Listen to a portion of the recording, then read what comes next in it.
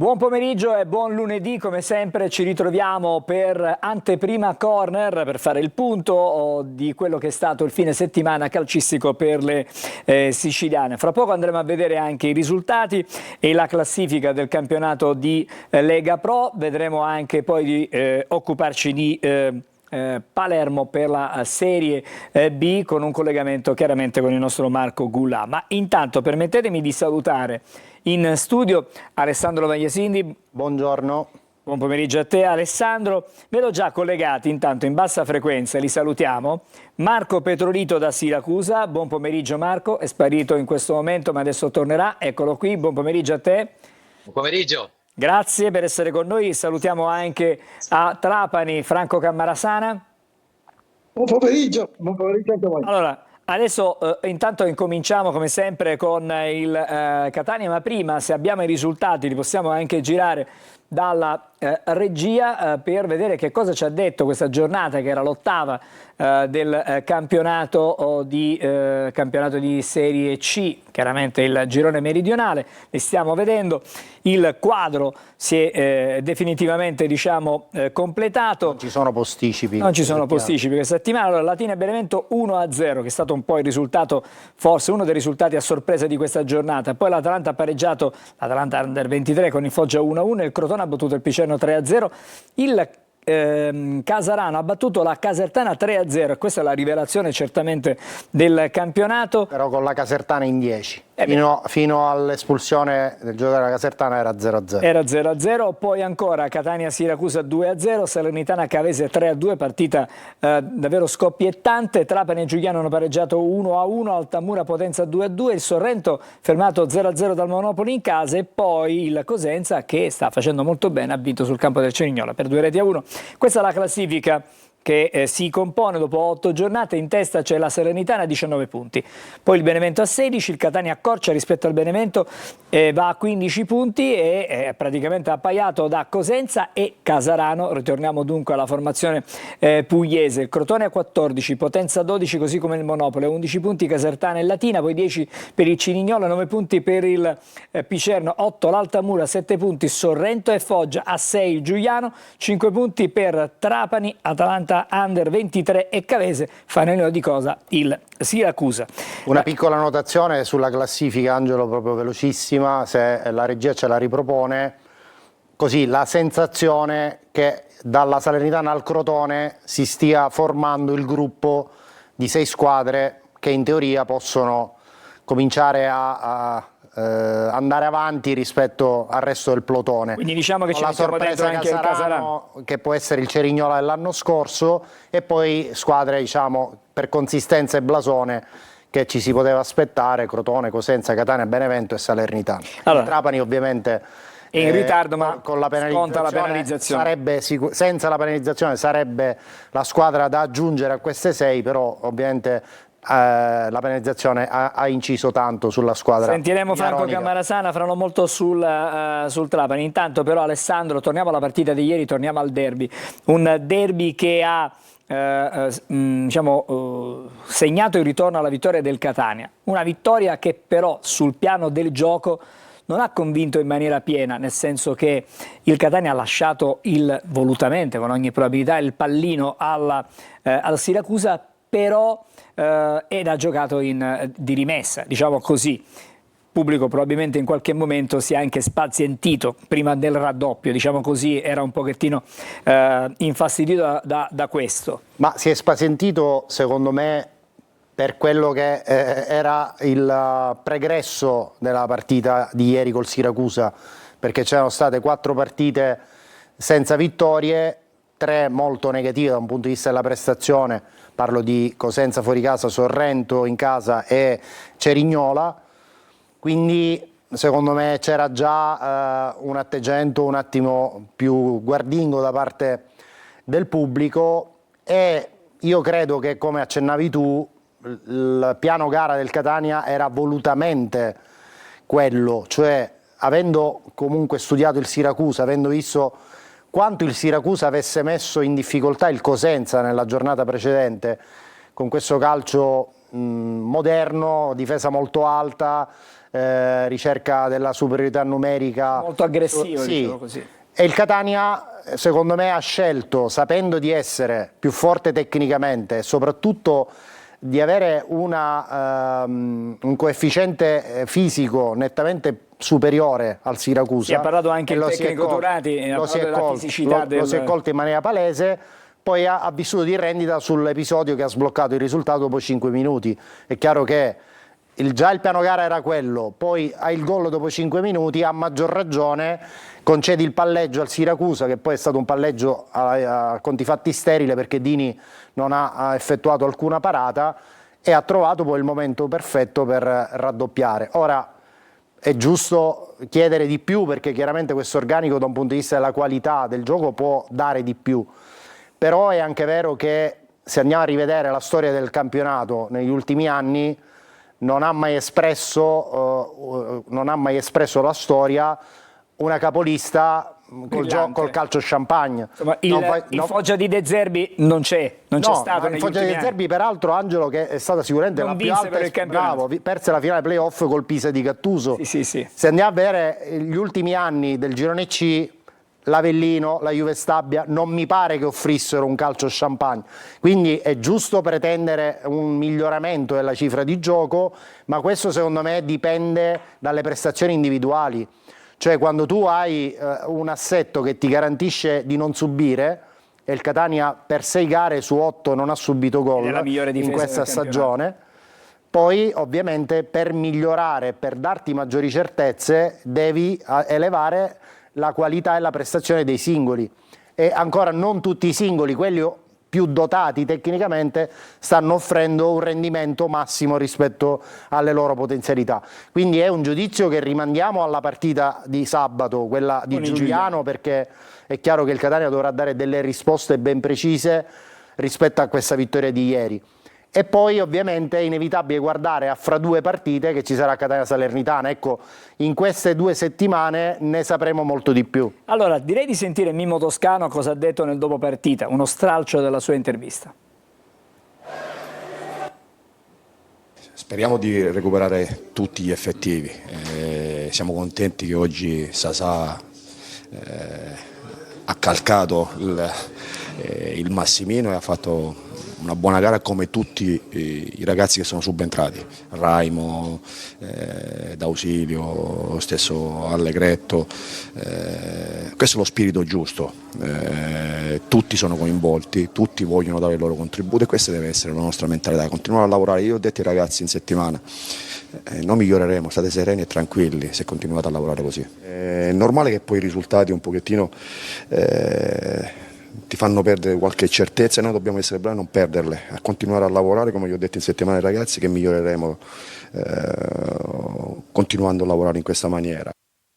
Allora, il concetto di Toscano è il lavoro. Ieri però c'è stato qualcosa di diverso nel Catania, anche da un punto di vista... Sprazzi 4-4-2 a un certo punto. C'è stato un po' di cambiamento tattico. Abbiamo rivisto le specificità nelle posizioni sul rettangolo di gioco, un mancino braccetto di sinistra, Donnarumma a fare il cursore a tutta fascia e chiaramente gli aggiustamenti a partite in corso che hanno sempre mantenuto un binario di equilibrio, perché il Catania, lo ribadiamo, non sarà stato un Catania spettacolare, ma non ha concesso un solo tiro in porta al Siracusa e credo che sia la prima volta quest'anno che la squadra di Turati faccia scena multi in attacco. In tutte le partite che ho visto, highlights appunto del Siracusa, ho sempre constatato una pericolosità offensiva marcata da parte della formazione di Turati. Vorrei chiamare a questo punto in collegamento il nostro Marco Petrolito che segue il Siracusa.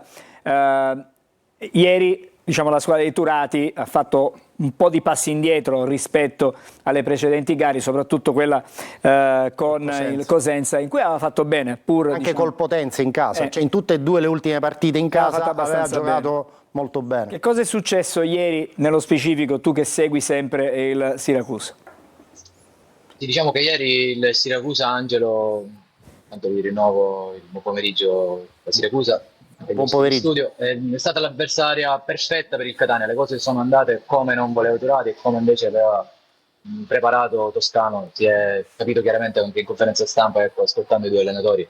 Per quanto riguarda il versante Siracusa c'è da dire che insomma, ci si chiede, gli addetti ai lavori lo fanno già da qualche settimana, se l'organico allestito in estate sia davvero in grado oppure no di affrontare la Serie C e di giocare questo calcio, soprattutto a cospetto di formazioni come il Catania o le altre che sono state affrontate fino ad ora, che hanno delle individualità, degli obiettivi diversi e che fisicamente sono preparate ad affrontare le partite in modo diverso, perché continuare a subire gol sempre allo stesso modo, ecco, e soprattutto stavolta non riuscire nemmeno ad incidere davanti è un elemento che fa riflettere e che sicuramente, ecco, porterà a delle contromisure da adottare da parte di Fiorati, il quale lo ricordiamo, ha raccolto un bottino di 7 sconfitte e una sola vittoria, un bottino molto magro per una squadra che deve assolutamente fare il possibile per rialzarsi. È anche vero che ha affrontato delle squadre sicuramente di classifica superiori in tutto, ma saranno le prossime 3-4 partite per il Siracusa a dire se si continuerà su questa strada e soprattutto se arriveranno i punti necessari a poter sperare ancora in una salvezza su cui il presidente e l'allenatore hanno dimostrato di credere anche ieri nel post partita, ma che guardando i numeri, ecco, appare un'impresa sicuramente difficile e soprattutto alla luce della prestazione di ieri, che come ricordavate da studio è stata evanescente anche dal punto di vista offensivo. Marco, sentiamo Turati nel dopo partita, vediamo cosa ha detto. Arriva Dentro Turati. la gara potevamo fare meglio sotto moltissimi punti di vista, come dicevo anche poco fa, chiaramente la gara poi si è incanalata sui binari che non volevamo noi assolutamente che si mettesse, perché sappiamo che poi il Catania è molto bravo a chiudersi e a ripartire. Sapevamo al tempo stesso che se avessimo avuto predominio nella gara poi nell'arco dei 90 minuti qualcosa potevamo sicuramente creare, e poi c'è sicuramente il grandissimo rammarico di aver subito il 2-0 forse in un momento particolare dove insomma sentivo anche qualche fischio, c'era qualche mugugno, quindi stavamo prendendo in mano la partita e purtroppo una sbavatura ha fatto sì che la partita si chiudesse definitivamente. Turati probabilmente ha ragione, in quella parte di gara il Siracusa aveva in qualche modo costretto il Catania a stare nei propri 16 metri o comunque nella propria tre quarti, però ormai tutte le squadre hanno letto e studiato il Siracusa, facile da sorprendere in ripartenza in contropiede. Sì, se proprio devo focalizzare un deficit del Siracusa per quello che è il cammino finora è relativo al settore difensivo. Io credo che sia un reparto troppo giovane dove servono almeno due difensori d'esperienza, uno in fascia e uno al centro, a far coppia con Pacciardi, così, questo è il mio punto di vista. Chiudiamo con Siracusa di nuovo, poi dobbiamo vedere il top del match per Alessandro. Il prossimo avversario del Siracusa? Più che il prossimo avversario, ecco, l'ambiente Siracusa è focalizzato su quelle che sono le prossime avversarie, perché dopo un filotto di partite sicuramente difficili, adesso arrivano squadre più abbordabili come il Sorrento, che comunque deve necessariamente rappresentare uno step per il Siracusa diverso, un step successivo, in cui si potrà vedere una squadra che piuttosto che fare un molto possesso, a volte quasi fine a se stesso, e che magari non riesce negli ultimi metri ad avere la cattiveria necessaria e la personalità che servirebbe per rendersi qualcosa, servirebbe un po' più di cinismo, un po' più di grinta per far sì che questa squadra possa sbloccarsi definitivamente, ecco, e svolgere il suo lavoro in maniera più serena e tranquilla al fine di poter giocare, ecco, un calcio sì bello, sì offensivo, ma anche prolifico, perché è questo quello che vogliono i tifosi e questo è quello che vuole l'ambiente, che comunque è rimasto molto male deluso dalla prestazione di ieri, Angelo. Bisogna essere più pragmatici alle volte, diciamo, in un campionato come quello di Lega Pro, dove conta portare a casa anche un punto, perché muovi la classifica, altrimenti se non riesci, insomma, il dato è veramente allarmante, sono 7 sconfitte, sì, una sola vittoria, un po' poco davvero per la squadra di... Tra l'altro, sì.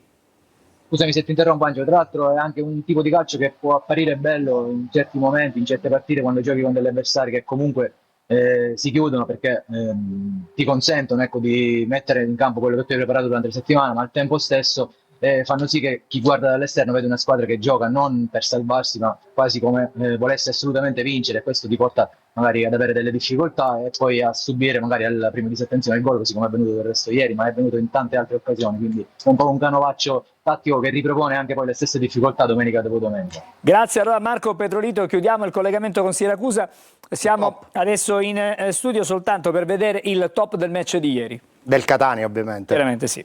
Sì, la regia ce lo mostra, Mario Ierardi che è già arrivato a 3 gol in 8 partite, giocatore che ha il contratto in scadenza 30 giugno 2026, una certezza, giocatore che abbina grande fisicità ma anche ha una tecnica non certamente da difensore.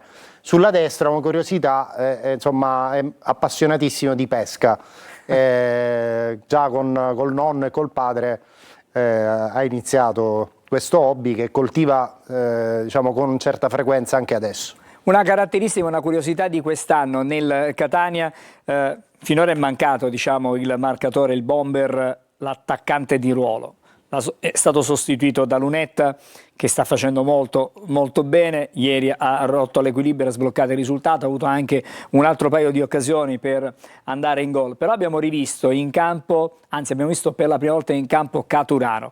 Passami questa osservazione, Alessandro, con Caturano in campo la squadra è sembrata avere una maggiore, come dire, profondità, accompagnava meglio l'azione d'attacco, poi magari non ha concretizzato le 2 importantissime occasioni che ha avuto, non ha ancora la condizione, tornava in campo dopo un infortunio durato 3 settimane se non ricordo male, insomma diciamo che Caturano in campo dà a questa squadra una prospettiva diversa. No, non c'è dubbio, Caturano, dico, c'è poco da aggiungere rispetto al curriculum delle ultime stagioni. L'anno scorso è stato il capocannoniere del girone C, è un giocatore che ha un fisico impressionante, cioè proprio un giocatore che secondo me proprio già col corpo riesce a prevalere sull'avversario, sul difensore, sia nella protezione del pallone ma anche nell'aggiramento del difensore stesso.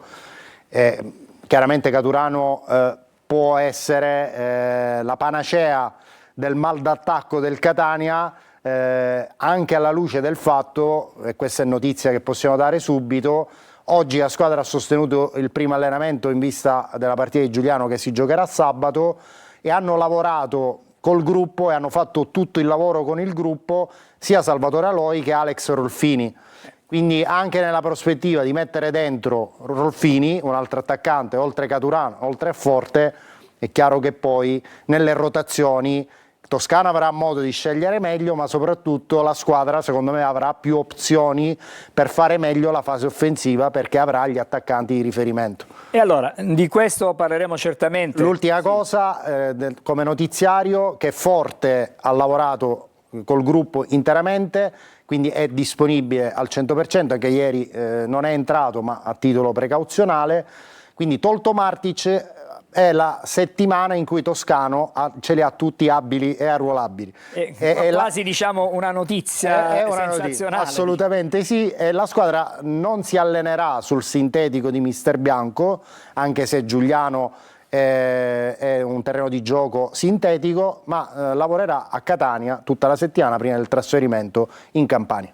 Grazie allora ad Alessandro Vagliasindi, ci ritroviamo Alessandro stasera 20:45 con Corner, la versione estesa, parleremo di Catania, avremo l'analisi della Moviola con Max Velotto e poi ci saranno tante altre cose. Per adesso non sveliamo nulla, attenzione, restate comunque insieme a noi anche stasera con Corner. Grazie Alessandro. Buon pomeriggio. Chiedo di pazientare a Marco Gullà che intanto ha recuperato la sua postazione. Marco, fra poco arriviamo da te e poi chiaramente sentiremo anche Franco Cammarasana da Trapani. Il tempo di una sosta brevissima e poi torniamo di nuovo a Anteprima Corner.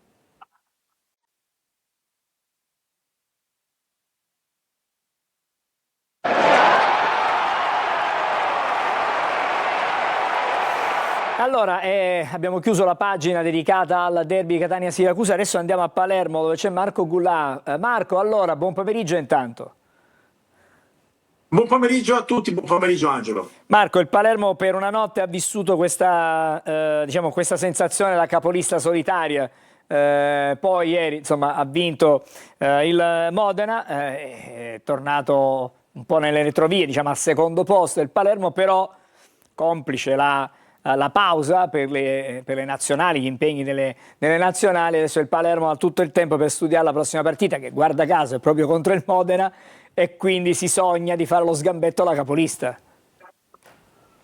Sì, Angelo, come quando trascorri una bella notte con una donna, poi però lei va via, magari speri di riconquistarla il prima possibile. Insomma, permettimi questa sorta di metafora che si incanala, insomma, sui binari calcistici, ma diciamo comunque che il Palermo questa vetta, questo primato lo può riconquistare giorno 19, quando ci sarà proprio al Barbera lo scontro diretto con il Modena, quindi una sfida al vertice, una partita insomma di alti livelli con appunto il Palermo, che intanto lo ricordiamo ci sarà la sosta, ecco perché si giocherà giorno 19, c'è la sosta di campionato per la Serie B e per la Serie A, per gli impegni ovviamente delle nazionali. Palermo intanto riprenderà poi mercoledì con l'obiettivo di giocare una gran partita appunto al Barbera contro il Modena e riprendersi quel primato. A dire il vero, Modena mi sta sorprendendo un po' tutti, perché comunque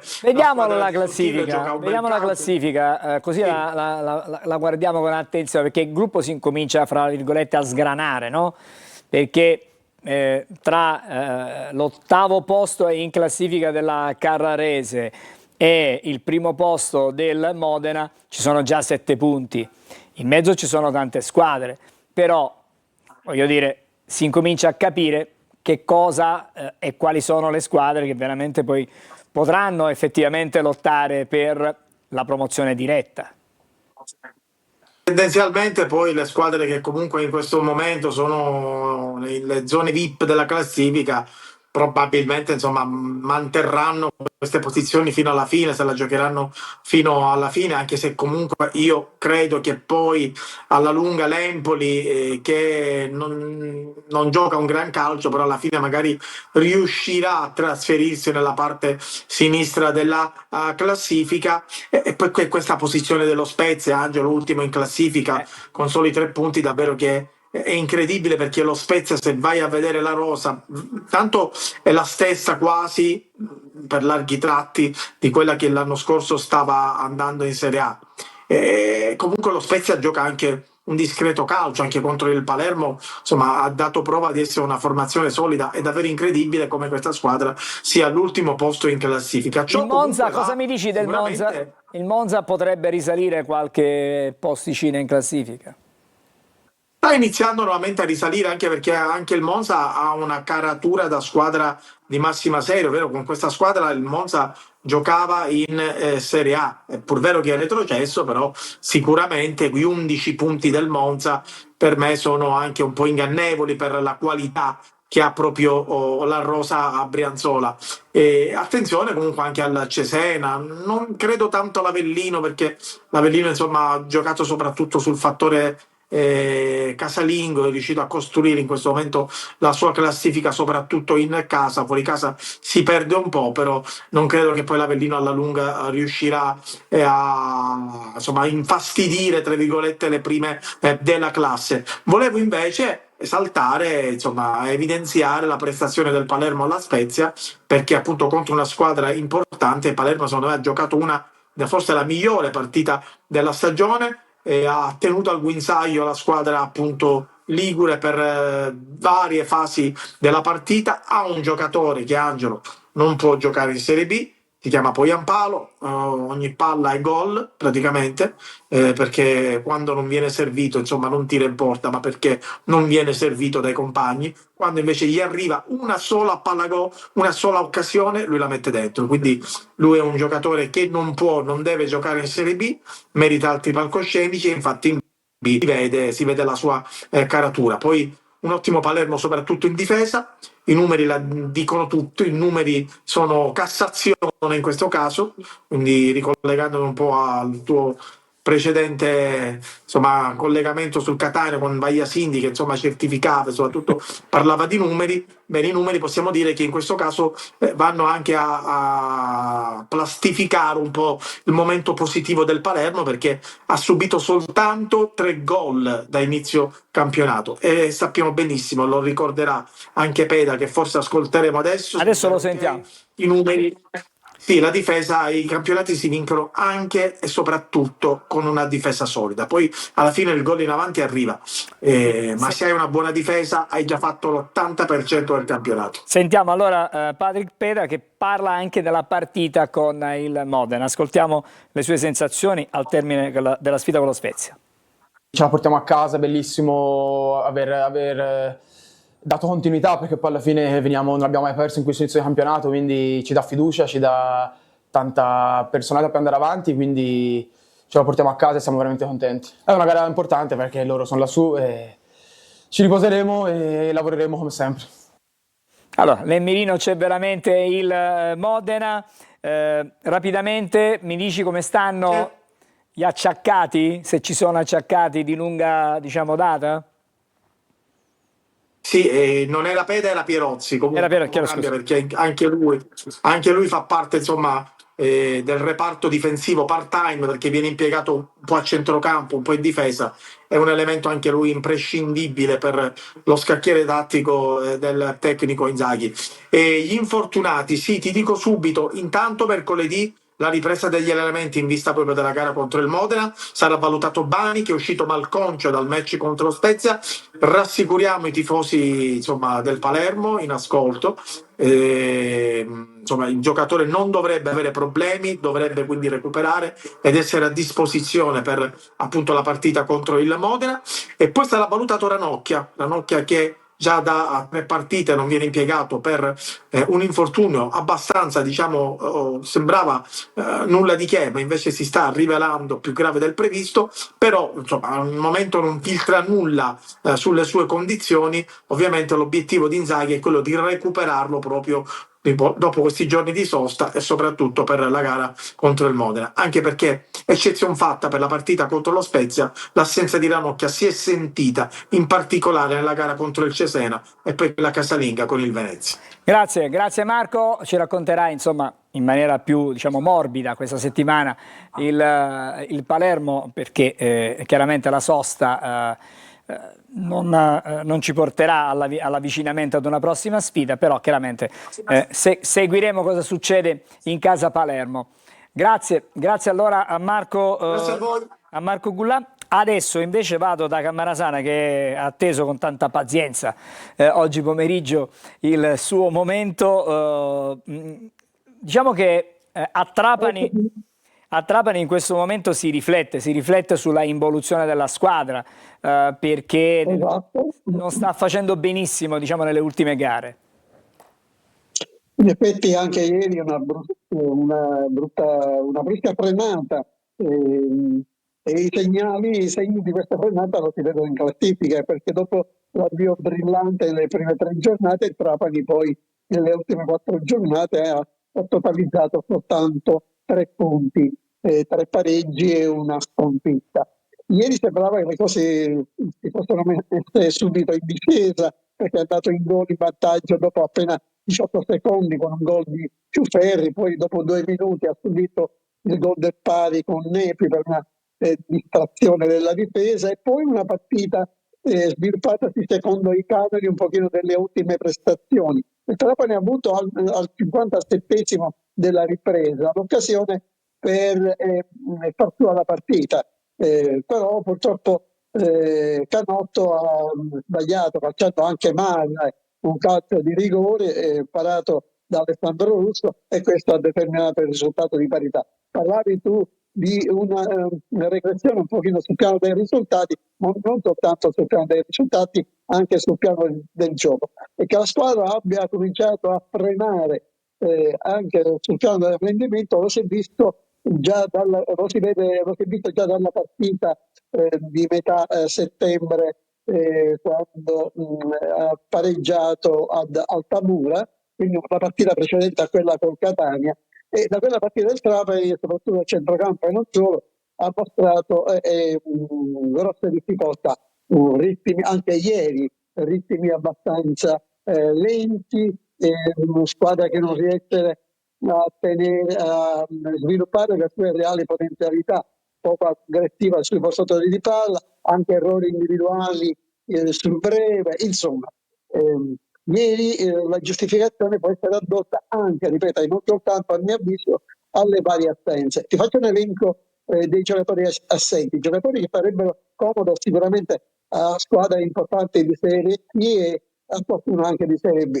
E parlo di Nicoli, di Salines, di Carriero, di Giron, di Vasquez, di Schnaller, ma anche giocatori come Negro e Pirrello che sono costretti a giocare per mancanza di essendo la panchina un pochino vuota, ma non sono al meglio della condizione, come loro anche altri. Sicuramente il terreno del gioco del provinciale non li agevola. Un ricordo, anzi, un'osservazione da fare è che Carpone Trapani, tornando dal ritiro di Troina, dopo che ha finito di allenarsi le prime settimane ha iniziato a fare anche gli allenamenti giornalieri al provinciale. Il terreno di gioco del provinciale è in cattive condizioni. Durante l'estate l'amministrazione provinciale è intervenuta, sembra però con risultati mediocri. Tant'è vero che stamattina il presidente Antonini abbia inviato una lettera di sfida all'amministrazione provinciale perché intervenga immediatamente. La sfida, questa sfida sembra a seguito di una relazione fatta dallo staff tecnico del Trapani, poiché quasi tutti questi giocatori infortunati hanno problemi muscolari che dipendono a loro avviso dalle condizioni del terreno di gioco del provinciale. Sentiamo un pochino qual è la risposta della provincia e comunque sicuramente in queste condizioni il Trapani avrà ancora difficoltà. Fra l'altro è atteso da una trasferta difficilissima come quella di Cava dei Tirreni. Ieri la Cavezza ha dato davvero del filo da torcere alla Salernitana in questa sorta di cittadina, visto che Cava dei Tirreni è quasi attaccata a Salerno, e poi dopo Cava dei Tirreni dovrà affrontare anche la trasferta contro l'Atalanta Under 23. Sicuramente è una situazione da cui il Trapani deve cercare in tutti i modi comunque di uscirne fuori, perché così continuando a recuperare il gap degli 8 punti di penalizzazione non sarà facile.